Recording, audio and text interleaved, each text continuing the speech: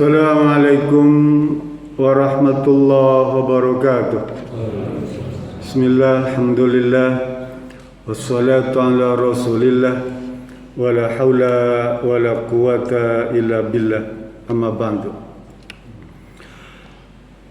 Dalam cerita rakyat di Nusantara, kita dulu sering mendengar tuh ada istilah tumbal atau wadal.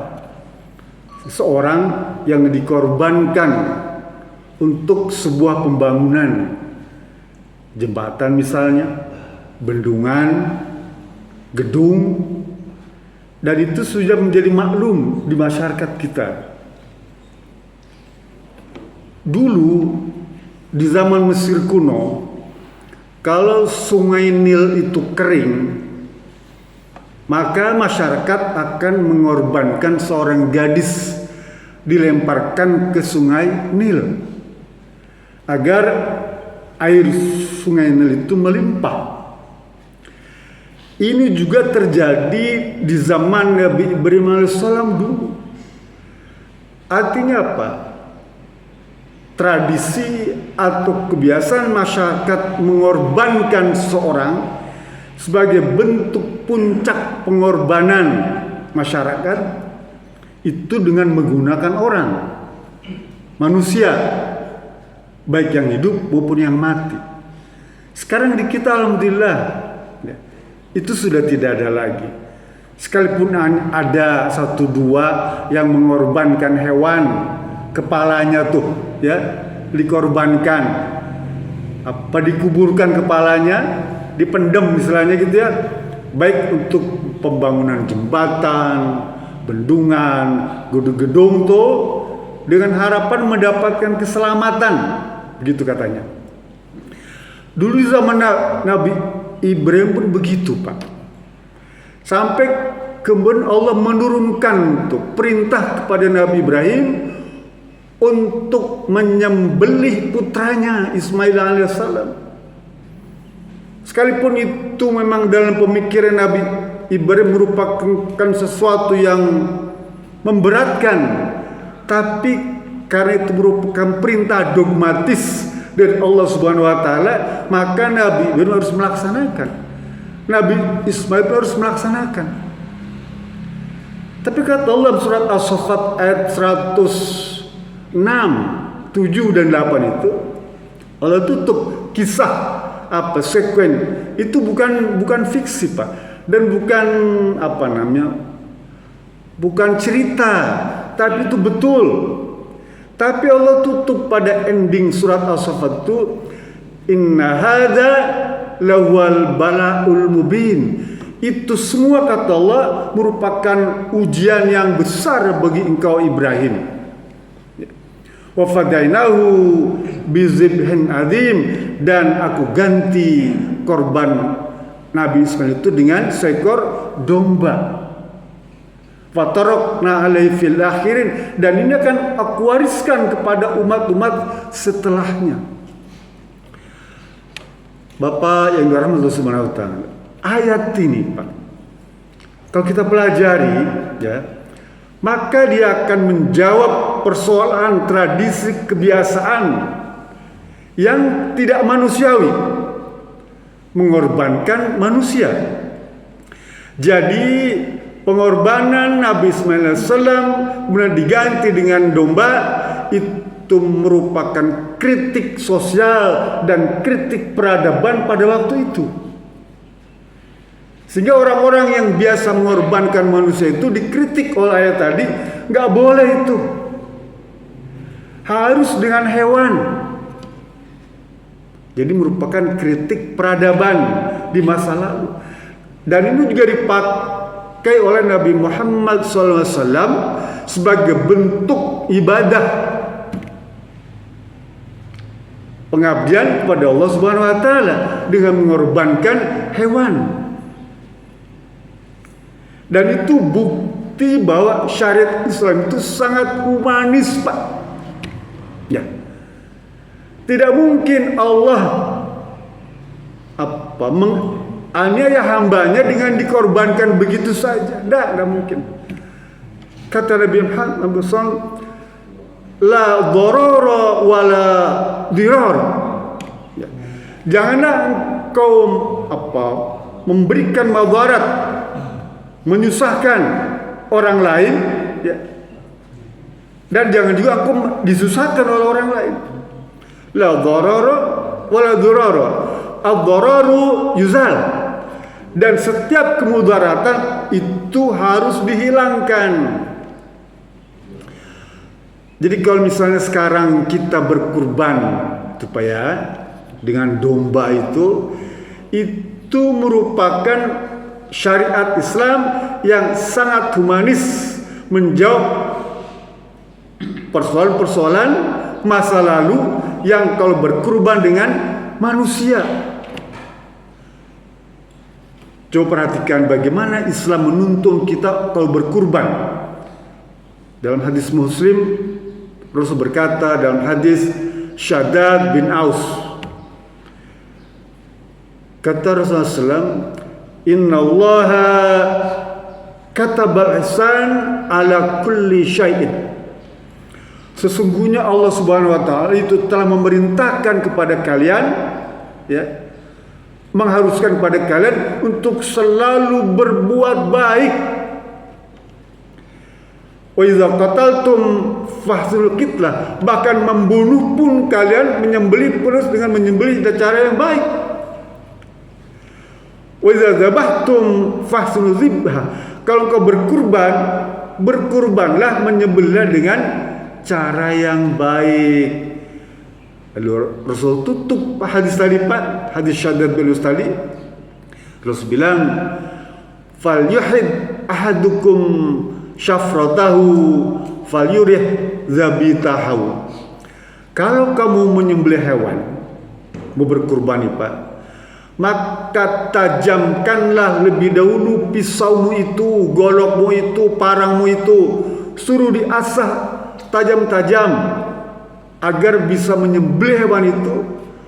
Wal yurih zabihatahu, agar hewan yang kita sembelih itu merasa nyaman, tidak merasa sakit, tidak kesakitan. Ini sikap bagaimana Islam juga menunjukkan kasih sayang kepada hewan. Sekalipun disembelih, dia tidak terasa disembelihnya itu, Pak. Coba betapa agungnya ajaran Islam itu, Pak. Jadi kalau sekarang ada orang isu Islam itu mengajarkan suruh menyembelih orang, manusia zaman Nabi Ibrahim alaihissalam, itu skenario Allah, ya, dalam rangka menjawab kritik peradaban yang buruk pada waktu itu. Bukan menjadi itu sebuah ajaran Islam, kan tidak ada. Islam mengajarkan korban manusia, tidak ada. Itu cerita, skenario Allah tunjukkan. Dulu Nabi Ibrahim itu begitu. Jadi kita menjawab orang yang bertanya, dia bilang, Islam kok mengajarkan kekerasannya, mengajarkan membunuh Nabi Ismail AS. Tidak, itu cerita, skenario Allah untuk menjawab kritik peradaban.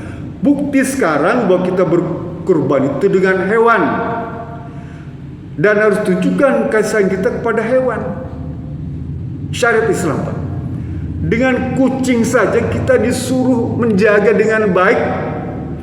Coba, kita tidak boleh menelantarkan kucing, yang dengan itu kita bisa mendapatkan ganjaran surga, Pak. Bahkan seekor anjing pun Islam nih, Pak. Ada anjing kehausan, nggak makan tuh ya, menggonggong terus tuh. Kalau ada pemiliknya, kasihan anjing itu tiap pak menggonggong, berarti kurang makan, cari sana kemari tuh. Itu zalim, nggak boleh. Sekalipun pelacur, kalau dia ngasih minum anjing, ampunan balasannya, Pak, surga balasannya tuh. Bayangkan, Islam menuntun kita. Jadi kalau kita punya peliharaan tuh, Pak, apakah burung, ikan, ya, kucing atau hewan lain, jaga itu dengan baik. Allah menitipkan hewan-hewan tadi atau tanaman itu kepada kita. Kita disuruh urus. Kalau nggak mampu, lepaskan dia. Ya, lepaskan kalau kita tidak mampu. Islam begitu, Pak.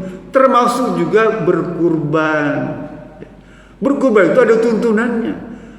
Tidak sampai asal potong. Boleh nggak pakai guletin gitu? Nggak boleh secara syar'i. Potong kayak di Perancis gitu, potong lehernya, cerak gitu. Nggak boleh. Atau di stunting, disetrum, mati dia. Nggak boleh. Ada tuntunannya. Dan tuntunnya itu diatur dalam syariat Islam yang mencerminkan kasih sayang. Bukan hanya sama manusia, tapi juga kepada makhluk lain. Itulah makna bahwa Islam itu sesungguhnya rahmatan lil alamin. Nabi Muhammad, Al-Quran, Islam, hukum Islam, syariat Islam, semuanya harus memberikan makna rahmat bagi semua orang. Jadi kalau kita nanti nyembelih hewan ini, Pak, hati-hati ya. Tidak boleh potong lehernya, lepas tuh enggak. Ya, dia ada tuntunnya, urat leher, pernapasan dan saluran makanan saja tuh yang dibolehkan dipotong tuh. Tidak boleh diputuskanlah kepalanya. Enggak. Apa? Karena kita agama yang penuh kasih sayang. Begitu juga diri kita secara pribadi. Tunjukkan kalau kita juga menyayangi kepada setiap orang, bahkan menyayangi kepada setiap makhluk lain. Ya. Nggak boleh juga kita ada kucing dulu kita mentandang aja. Jangan. Kita sayang kepada mereka. Dia makhluk Allah Subhanahu Wa Taala. Selama tidak mengganggu kita. Jadi mari menjelang kurban nanti, Idul Kurban ya, kita sama-sama jaga rahmat Allah Subhanahu Wa Taala. Rahmatan alamin ini kita tunjukkan dalam bentuk bareng-bareng tuh ya, saling mengingatkan agar ibadah kurban kita benar-benar memberikan arti takwa kepada kita yang berkurban dan kepada yang mengurusnya. Karena pendidikan takwa itu bukannya diberikan kepada orang yang berkurban saja. Orang yang berkurban sebelum dipotong pun dia sudah disebut orang yang bertakwa, Pak. Dia mengorbankan materinya ya, pikiran, tenaganya, hartanya tuh. Dia sebelum dipotong aja sudah mendapatkan predikat takwa. Tapi orang yang ngurus nih, Pak, dia baru disebut orang yang bertakwa kalau menunjukkan sikap penyembelihannya itu sesuai dengan syariat. Kan kata Allah dalam surat Al-Hajj ayat 32 tuh, zalika wa may yu'azzim syairallahi fa innaha min taqwal qulub.